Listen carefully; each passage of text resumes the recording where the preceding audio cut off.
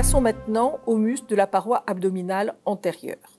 Le muscle le plus antérieur correspond au muscle droit de l'abdomen, long muscle vertical s'étendant des côtes à partir de C5 jusqu'à la symphyse pubienne.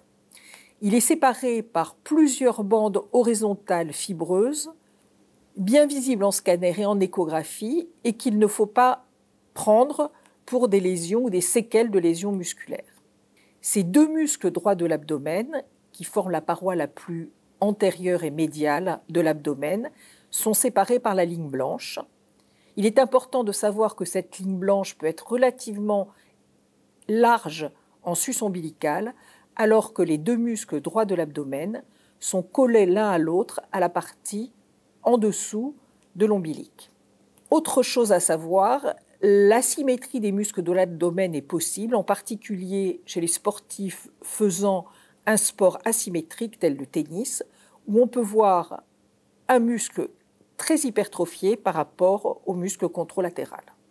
Un petit muscle à connaître, le muscle pyramidal, muscle triangulaire à large base sur la symphyse pubienne, qui vient surplomber les muscles droits de l'abdomen et qui tend la ligne blanche, et à ne pas confondre avec une lésion des muscles droits. Finissons maintenant par les muscles de la paroi antérolatérale de l'abdomen. Trois muscles sont superposés. Le plus profond, le muscle transverse de l'abdomen, a une fonction de stabilisation importante de l'abdomen. Il vient s'insérer en haut sur les cartilages costaux de C7 à C11, en arrière sur le fascia thoracolombaire, largement sur la partie latérale et antérieure de la crête iliaque, et en avant, ces fibres viennent se perdre dans celle de la ligne blanche. Un peu plus superficiel, le muscle oblique interne, muscle qui va participer à la torsion du tronc, qui vient s'insérer en haut des côtes C10 à C12, latéralement également sur le fascia thoracolombaire et en bas sur la crête iliaque. Ces deux muscles vont avoir une insertion antérieure et basse commune par un large fascia. Encore plus superficiel, le muscle oblique externe qui vient s'insérer en haut sur les côtes entre C5 et C12, venant directement proche du muscle serratus antérieur, avec des lames fibreuses communes, largement en arrière également sur le fascia thoracolombaire, en bas sur la crête iliaque, et va venir par une aponévrose compléter la partie antéro-inférieure de la paroi abdominale avec le muscle oblique interne et le muscle transverse plus profond. Un rameau nerveux est à connaître, c'est le rameau cutané antérieur du nerf ilio-hypogastrique.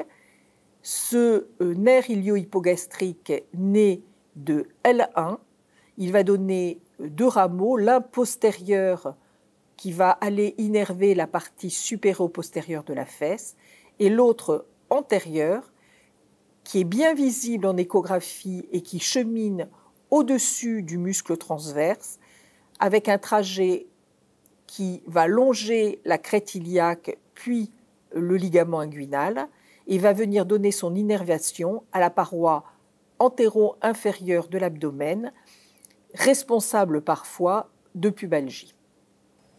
Nous allons maintenant aborder l'exploration des muscles de la paroi antérieure de l'abdomen et commençons par une coupe sagittale paramédiane dans la partie supérieure de l'abdomen. On voit ici l'insertion du muscle droit de l'abdomen qui vient directement s'emmêler avec les fibres intérieures du grand pectoral. Si je descends un peu ma sonde, on voit le long corps musculaire avec les travées fibreuses qui séparent les différents chefs musculaires. Et donc on voit ce muscle droit de l'abdomen. Là on voit encore une travée fibreuse qui descend jusqu'au pubis. Si on prend une coupe axiale transverse, et je me mets ici en sus-ombilical, on voit que la ligne blanche sépare les deux muscles droits de l'abdomen et est relativement large en sus-ombilical. Si en revanche, je mets ma sonde dans l'espace sous-ombilical, on voit que les deux muscles droits de l'abdomen sont là collés l'un à l'autre et la ligne blanche devient virtuelle. Déplaçons-nous de façon axiale, un peu plus latéralement. On voit ici la partie latérale du droit de l'abdomen droit et cette ligne fibreuse qui va séparer les muscles de la paroi antérolatérale du muscle droit de l'abdomen. Ceci correspond à la ligne de Spiegel. Plus latéralement, on voit les trois muscles superposés de profondeur en superficie, le transverse, l'oblique interne et l'oblique externe. On va descendre un tout petit peu vers le bas. On voit ici le muscle transverse qui va faire un tendon conjoint avec le muscle oblique interne et venir intégrer ces fibres aponévrotiques avec celles du droit de l'abdomen en superficie du droit. Plus latéralement, au-dessus de la crête iliaque, on voit l'empilement de ces trois muscles avec, entre le muscle transverse et le muscle oblique interne, le paquet vasculonerveux ilio-hypogastrique antérieur, la branche cutanée, qui va cheminer, là je vais vers le bas, on la voit qui passe à 1 ou 2 cm en dedans de l'épine iliaque et va cheminer vers la paroi abdominale et donner des rameaux sensitifs qui peuvent mimer une pubalgie. Là, si je remonte, on peut suivre ce petit paquet vasculonerveux dont les branches vont cheminer entre le transverse et le muscle oblique interne. Dans un plan sagittal, si on part du bas de la crête iliaque, on voit la superposition des trois muscles de la paroi latérale de l'abdomen en superficie du muscle iliaque. Et si on remonte vers le haut et vers les côtes, on va voir que l'oblique externe va venir passer au-dessus du grille costal et dont les fibres vont venir être avec un voisinage extrêmement intime avec le serratus antérieur. Je viens de vous montrer la façon dont je réalise une échographie de la paroi antérieure du tronc. On a vu à l'étage thoracique les côtes et les cartilages costaux, très importants en échographie puisque les cartilages ne sont accessibles que par l'échographie. Il ne faut pas oublier les petits muscles intercostaux qui peuvent être responsables de douleurs qui miment des fractures costales.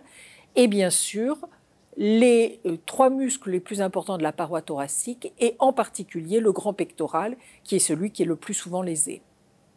Au niveau abdominal, il est important de connaître ces quatre muscles avec des lésions musculaires souvent en plein chef musculaire, responsables de petits hématomes et de douleurs chez le sportif. À vos sondes.